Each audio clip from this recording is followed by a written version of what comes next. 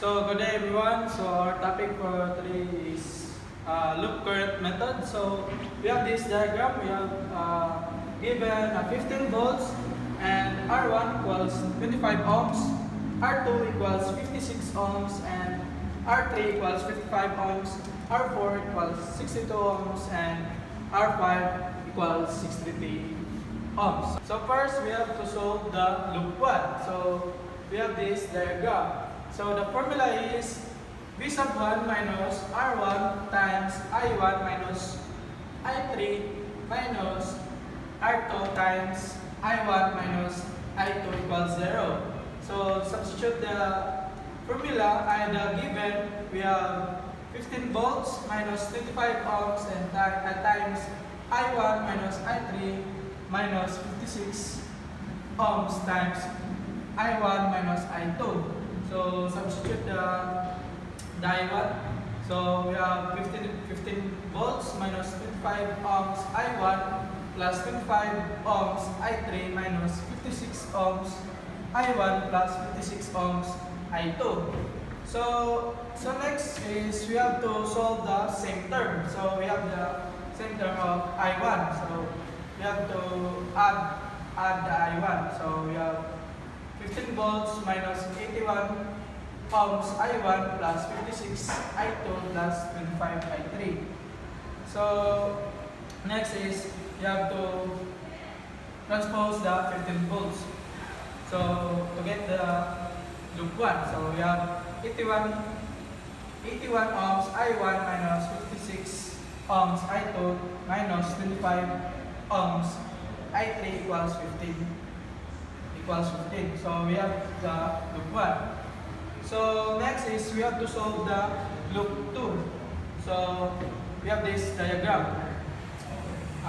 The formula of the loop 2 is we have R2 times I2 minus I1 plus R3 times I2 minus I3 plus R4 times I2 equals 0. So substitute the given, we have 56 ohms, the R2 times I2 minus I1 plus 55 ohms, the R3 times I2 minus I3 plus 62 ohms times I2.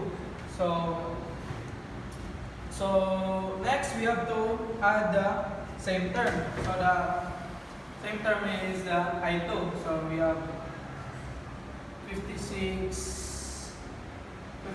ohms I1 negative 56 ohms I1 plus 173 ohms I2 minus 56 ohms I3 equals 0. So we have the loop 2. So next we have the loop 3. So we have this diagram.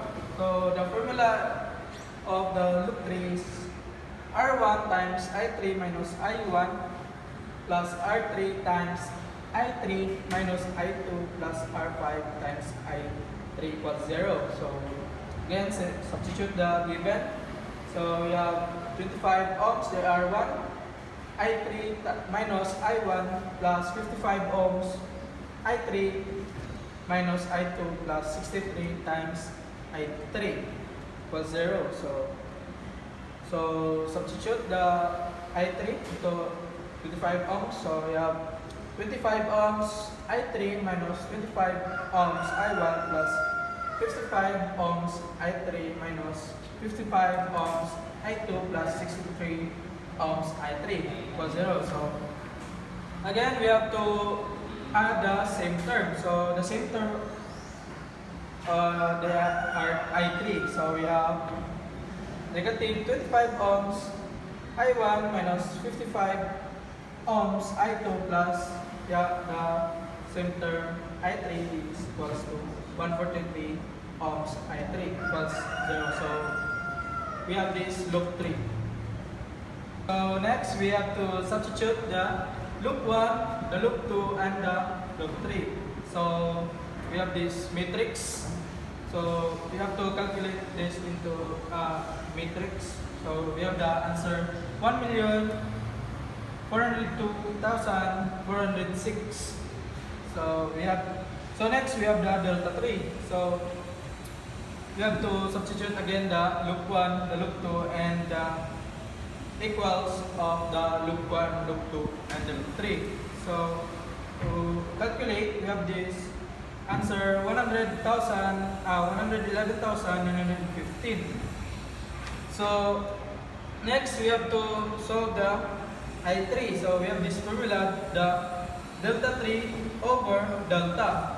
So substitute the given. So we have the answer 0.107 ampere.